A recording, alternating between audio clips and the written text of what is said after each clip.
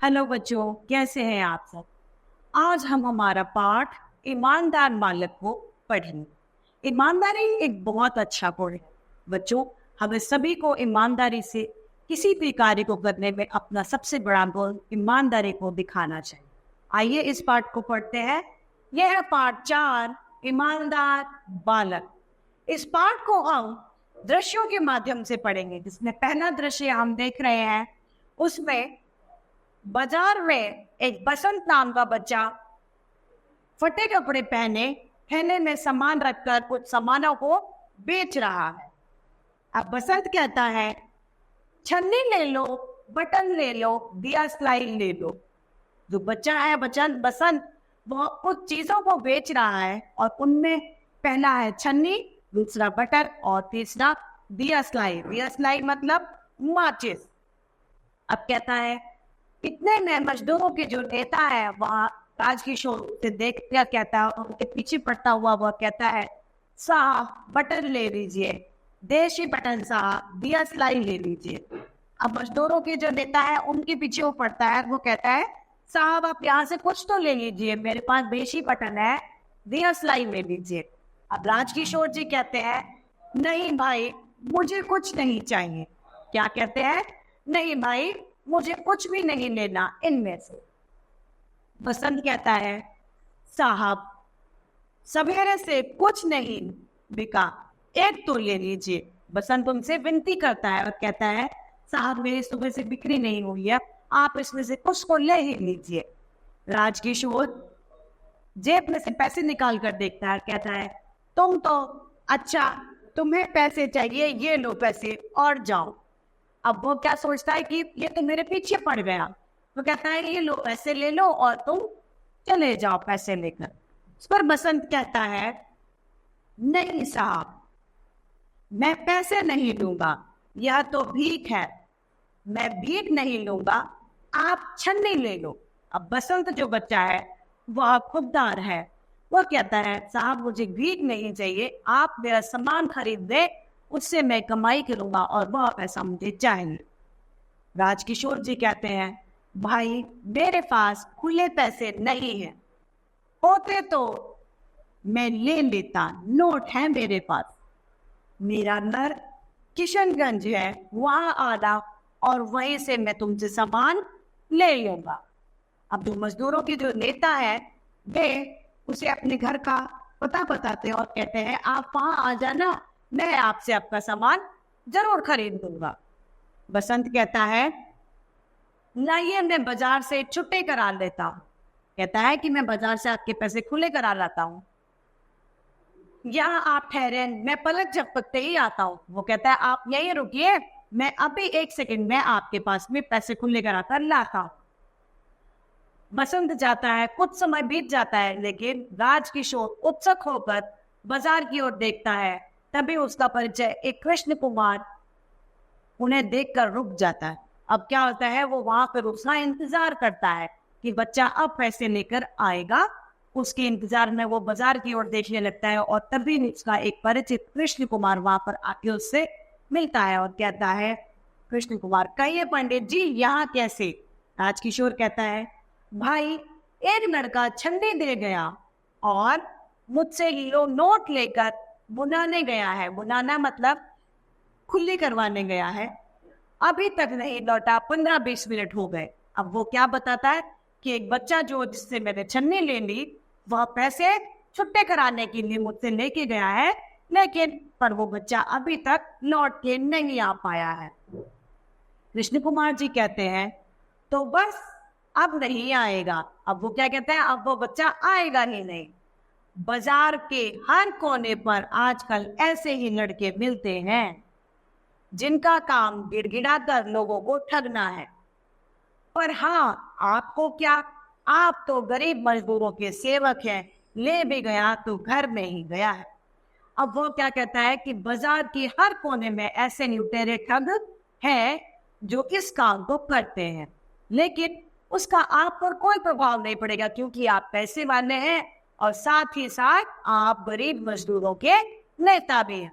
ले भी गया तो एक मजदूरी तो ले गया, वो आपके घर में ही गया है। राजकिशोर जी कहते हैं, पर भाई वह लड़का मुझे भला लग रहा था। चलो कोई बात नहीं, समझेंगे, 1 रुपया देकर यह भी एक पाठ सीख लिया। वो कहता है कि भाई मुझे पर वो लड़का पता नहीं क्यों भला लग रहा था, जो मेरा पैसा लेकर गया था। अब दृश्य नंबर 2 आता है, उसमें जगह है किशनगंज, जहां पर राजकिशोर जी का घर का उसने पता बताया था। और बसंत का भाई राजकिशोर के घर पर पहुंचता है। बसंत वो बच्चा जिससे राजकिशोर जी ने वो छलनी खरीदी थी। अब देखते हैं, प्रताप कहता है एक व्यक्ति से, क्यों भाई पंडित जी राजकिशोर कहाँ रहते हैं? व्यक्ति कहता है, कौन? वे जो मजदूरों के नेता हैं, वे उस नीले पर्दे वाले घर में रहते हैं। किसी से उसने उनका घर पूछा कि उनका घर कहाँ है, तो उसने जवाब में ये बताया कि नीले पर्दे वाले घर में पंडित राजकिशोर जी रहते हैं। अब प्रताप उनके घर के दरवाजे पर जाकर पुकारता है, राजकिशोर जी बाहर आइए। अब राजकिशोर जी कहते हैं, क्यों भाई क्या बात है? प्रताप कहता है, जी मेरे भाई ने मुझे भेजा है। आज दोपहर उसने एक छन्नी दी थी, आपसे नोट लेकर बुनाने गया था, किंतु जब वह नोट बुनाकर लौट रहा था तो मोटर के नीचे आ गया। मतलब उसका एक्सीडेंट हो गया। जब वह खुले पैसे करा के ला रहा था, उस दौरान वो एक्सीडेंट होकर चोटिल हो गया। उसके दोनों पैर कुचले गए, वह बेहोश हो गया, इसलिए वह आपके पैसे देने न आ सका। बड़ी कठिनाई से उसे घर ले गए। बहुत देर बाद जब उसे होश आया तो उसने मुझे पैसे लौटाने को कहा। मैं आपके 80 पैसे लेकर आया हूं। अब वो बच्चा क्यों नहीं आ पाया था? क्योंकि उसका एक्सीडेंट, मतलब उसके साथ एक दुर्घटना घट गई थी, जिसमें उसकी दोनों पैर चोटिल हो गए थे और वह स्वयं भी बेहोश हो गया। पर जैसे ही उसे होश आया, उसने अपने भाई को वहां भेजा जहां उसने उस पैसों को पहुंचाना। अब राजकिशोर जी कहते हैं, तुम्हारे घर में कौन है? तो प्रताप बताता है, कोई नहीं, मैं और मेरा भाई, हम दोनों एक भीखू अहीर के घर में रहते हैं। दंगे के दिनों में हमारे माँ बाप को किसी ने मार डाला था और ऐसा कहकर उसका भाई रो पड़ा। अमर सिंह, मैं अहीर टोला जा रहा हूँ, तो इसी वक्त डॉक्टर वर्मा को लेकर वहां जल्दी से आओ। भीखू का घर पूछा। प्रताप को साथ लेकर वह उस बच्चे के घर के लिए चल दिया। दृश्य नंबर 3 आता है। स्थान होता है इसमें भीखू का घर और बसंत जमीन पर पड़ा हुआ करा रहा है। भीखू उसे डांट रहा है। अब कहता है, बसंत कहता है, बहुत दर्द है। भीखू कहता है, दर्द नहीं तो क्या आराम मिलेगा? अस्पताल चला जाता, वहां आराम मिलता। बसंत कहता है, चाचा तुम भी मुझको अस्पताल पहुंचा दो। भीखू कहता है, मैं पहुंचा दूं? है, मुझे बड़ी रकम सौंप रखी है। अब जिसके घर वो रहता है वो कह रहा है, चाचा आप ही मुझे कृपया करके हॉस्पिटल पहुंचा दो। तो वो कहता है, मैं क्यों पहुंचा दो? तुमने क्या मुझे पैसे दे के भूल गए हो? वहां हॉस्पिटल का जो बिल होगा, अस्पताल का जो बिल होगा, उसे कौन चुकाएगा? प्रताप और राजकिशोर घर में आते हैं तो प्रताप कहता है, यह रहा साहब। अपने भाई को दिखाता है और कहता है, बसंत कहता है इस पर,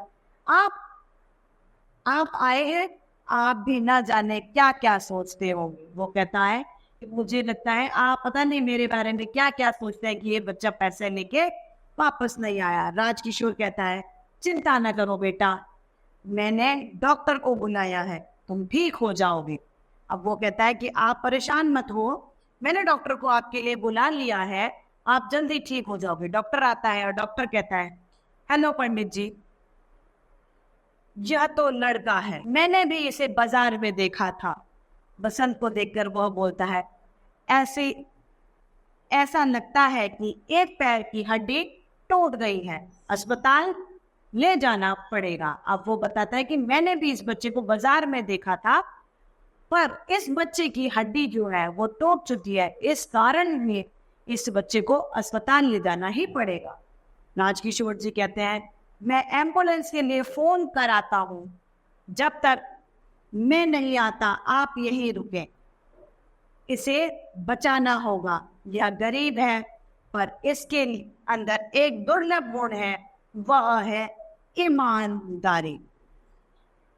अब वे भी उसके गुण को पहचान हुए, क्योंकि उसके इतनी चोट लगने के बावजूद भी उस बच्चे को उस व्यक्ति के द्वारा लिए गए पैसे का देने के बारे में उसे सोच, वो चाहता था कि वो उस व्यक्ति के पैसे कैसे ना कैसे करके लौटा दे। इसीलिए बच्चों, ईमानदारी एक बहुत बड़ा गुण, हमें सदैव कोई भी कार्य ईमानदारी के साथ ही करना चाहिए। इस तरीके से हमारा पाठ समाप्त होता है। मुझे आशा है आप सभी को ये पाठ भली भांति समझ में आया। आज के लिए इतना ही, फिर मिलते हैं। धन्यवाद।